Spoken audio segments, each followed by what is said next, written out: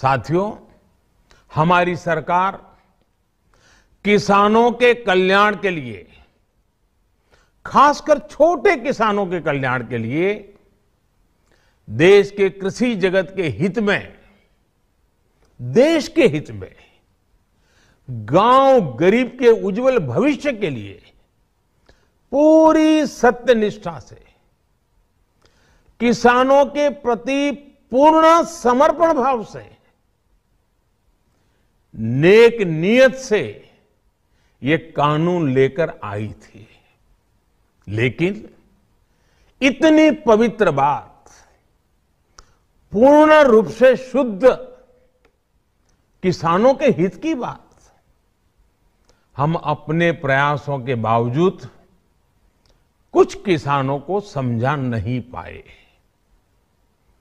भले ही किसानों का एक वर्ग ही विरोध कर रहा था, लेकिन फिर भी ये हमारे लिए महत्वपूर्ण था।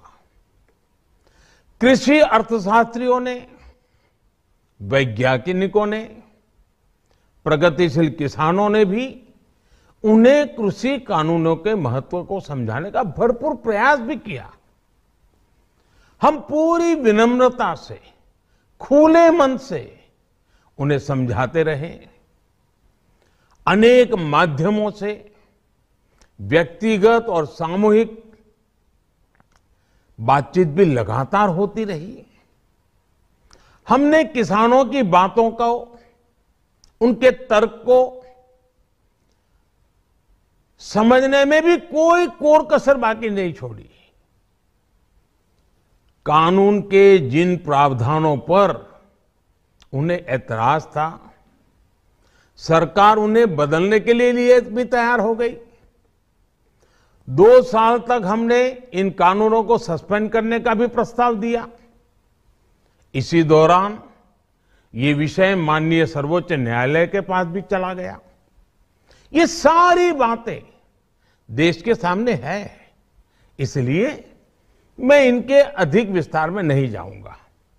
साथियों, मैं आज देशवासियों से क्षमा मांगते हुए सच्चे मन से और पवित्र हृदय से कहना चाहता हूं कि शायद हमारी तपस्या में ही कोई कमी रही होगी, जिसके कारण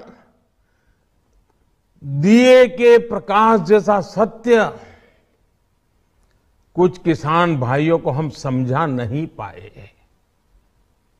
आज गुरु नानक देव जी का पवित्र प्रकाश पर्व है।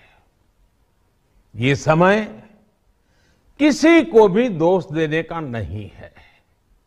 आज मैं आपको, पूरे देश को ये बताने आया हूं कि हमने 3 कृषि कानूनों को वापस लेने का, रिपील करने का निर्णय लिया है।